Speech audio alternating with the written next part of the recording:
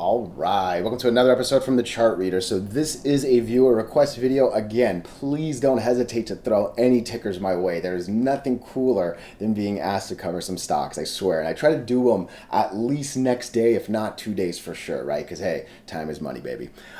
We are looking at FUBO, TORO, and I'm going to try to throw in FOXO if I've got a little bit of time, all right? But oh my goodness, there is so much to like here, all right? And I will be honest, I'm going to be just selfish for a second.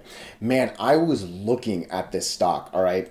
I was waiting for this line to break because of so much red, and there's more as I go out, right? Like literally, this was the line, all right? And I had this line. I deleted it just so I can redraw it in the video and kind of talk about it here, all right? We test it once, we test it twice.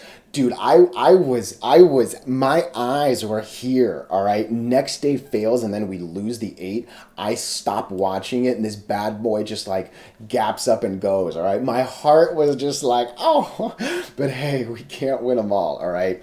I am looking at post-market, sorry. I was actually looking at the BBAI earnings real quick, but yeah, even better. Regular hours. And look, I don't care about that little lower that you just saw in the post market, right? I legit care way more about regular hours. That was just a little error on my side. But real quick, before we get into the technicals, what are we going to do? Same thing we always do, right? We're going to take a look at the daily and the weekly to see how this thing is setting up short term.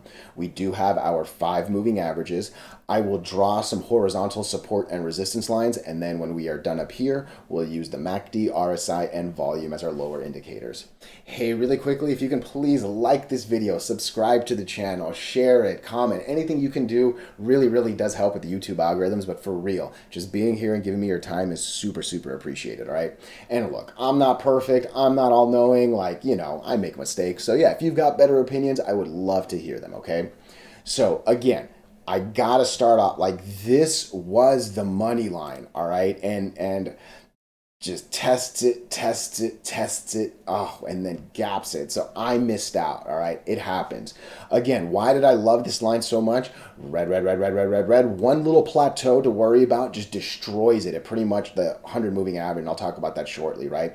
After this, it's just another red till about here, right? We'll draw this line shortly. And then again, red till about here, right? So there is actually some reasons to believe that we're going to be coming to the 200 moving average, right? But again, before I talk about the details, let me just zoom out. I don't know if I've actually ever covered this stock on the videos. Again, I will be real honest with you. I know this stock well. I deleted all the lines before I drew it. I know I've ridden this stock before. I don't know if it was this one or that one. Maybe even this. I know it wasn't this one. That one, I was not in this stock that long, but maybe this, or maybe even that for all I know. Shit, maybe, I know it wasn't this recent. It's been a while. It was for sure one of the smaller ones. But yeah, I've made a little bit of money on this stock. I'll be honest, not a lot, real honest, but like, I am familiar with this one, so I know. And again, what I was supposed to say, but I didn't. I was starting to talk about my moves instead. I am sorry about that. Look, it has moments where it knows what to do when it's over the moving averages. All right, and it's not some like silly pump and dump. Even this one was up sustainably enough before. You know what? It actually gave up a lot, but like at the 8, you call it a day, right? So. I am much cooler with that and then a hard drop than like one up and hard down, right? So it knows how to be sustainable, all right? And that is what this is. We've made some pretty nice movement up, right? And not only that, we gap up, we hold, we break moving average, we confirm. Like all of those are really good words, right? I have to say RSI is a little high, but geez, just looking right here, we've been up here before. So 75, 77, 78. Okay, interesting. Not that high. What were you? 74. Let's go back a little bit. Man, it's been a while since we've had a high RSI of 90. 81, 85, 81. All right, it's lived in the 80s but to 90, but this was almost a year ago. We'll call it a little more than like 3/4 of that. I clicked somewhere, sorry. Like 3/4, right? Like from August. Yeah, we're not that far from August, but it might. Okay, so look, let me say a couple things. All right, I actually genuinely believe that this thing should want to come to here. All right, what I basically took was 50% candle. It almost actually lines up at the bottom of that. So that's it. But like this thing actually, I think, wants to hit 225. This RSI is a little high, all right? So I can actually see this thing coming to like basically right here because like the top of this guy is, nah, I think that's a little too low. Like I think around here. I think 50% candle is realistic, 190, maybe even 175 if I had to say, because again, that's basically this plateau right here, right? Obviously the 100 matters more, but like there is a good little plateau right there. So maybe this comes down a little bit, and more than anything is because of this. But look, that's a great MACD. Again, it's not a fantastic RSI, but it's not horrible. Like it's not like it's definitely curving, right? The slope was up, and now it's kind of starting to curve a little bit, right? Like I wish it was a little more divergence, right? That's a fancy word for two lines going away from each other. Like this green line wants to keep going up and the red's going to stay down. Kind of seems like these two are either parallel or probably going to kind of come back to each other real quick. And again, 77 is a high number. It generally is, right? So, you know, it could definitely use a little cool down. It's very, very comfortable at this 50 number. Yeah, if we come from 70 to 50, that's a lot of juice to take off and maybe hit 225, if not even the 100 at 226, right? But I don't think we'll break 225. I think there's a good chance it'll wick it tomorrow. But yeah, generally speaking, I think we're actually probably going to come down to 190 or maybe like 171, roughly, give or take. You know what I mean? So this was a great few days. Listen, someone in the comments, I think, threw like a $25 price target or a $12 price target, whatever the number was. I know it was a high double digit. Look, don't have these high number, you know, like excuse me, I was burping while I was saying that. That was a little hiccup. So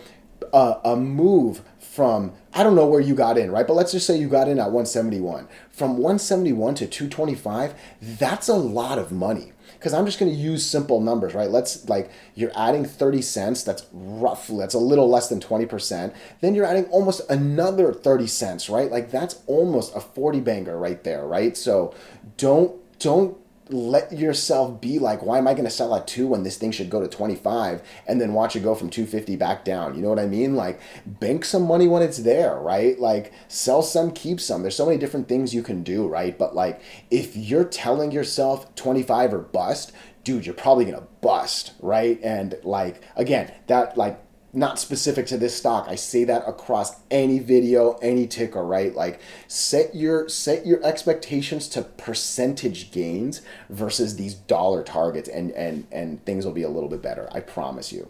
Weekly, that's a strong weekly for sure. And honestly, I think next week is going to matter a lot more. Why? Because just look at this 20, right? We've gotten over the 20 before, not really great confirmation. We've done a good bounce, but not great confirmation. We got over, not great. Like getting over the 20 is no joke. And look how long we've been under the 20. However, man, this thing will fly if it can crack 270.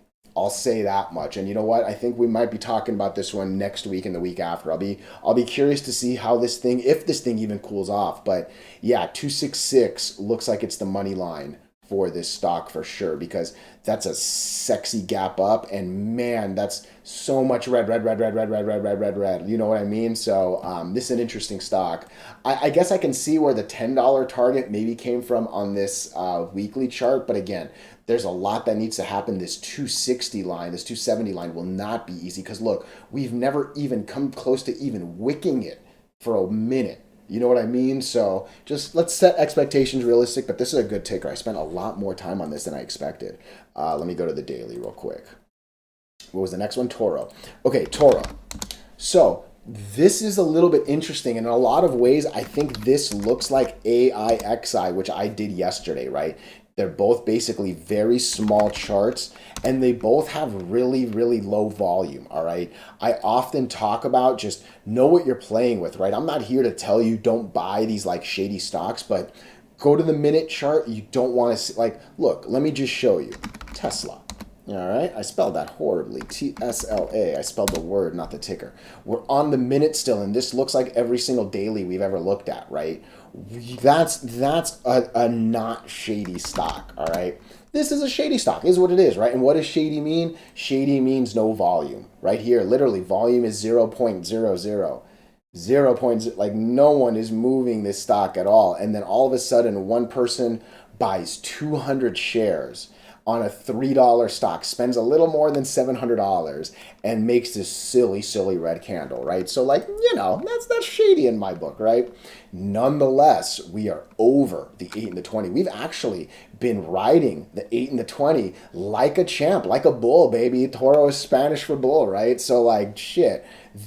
Above the 8 and the 20 is good. We do not have a 50-day average yet either. So we are technically over all the moving averages, though there are only two, right? So this thing should want to go up. Again, I think the money line will be 366. All right. If we can get over this day, if we can get over the 5-4 day, Toro might make a pretty hard run, actually almost a 5. So I would watch this one in the morning for sure. Still a little bit that needs to happen. And again, I don't even need to look at the weekly. It's all about the daily, right? So yeah, that one's Toro. And then real quick, let me show FOXO. Okay, man, it was sad. It looked like it was trying to hold this 38-cent line. All right. Obviously, bad things happen under the 8 moving average, right? So really, in a lot of ways, not that surprising. We actually came to the 38. Couple good days that just made it seem like, you know what, we might crack it and make a good little run up to here. Again, only seems like pennies, but you're adding almost 10 cents to a stock that doesn't have a lot of 10 cents, right? Like, that's a good percentage, baby. That said, what I do see now, I zoomed out before I said it, the 8 is now looking like it's saying, you know what, game over. You know what, this is a pretty insignificant candle, it is, but that shift on the 8 moving average is actually freaking me out just a little bit too much. You know what I mean? So I don't even know if I've got lines down here. I'll draw something in between that. Something here should catch it, give or take that. I'll believe that. I think 33. Yeah, I was kind of looking to here if I wanted to lower it, but no, yeah, I think 33 and then maybe a quick fall to 2026. So be careful on this one. I try to squeeze it in at the end, but hey, I appreciate your time. Thank you so much.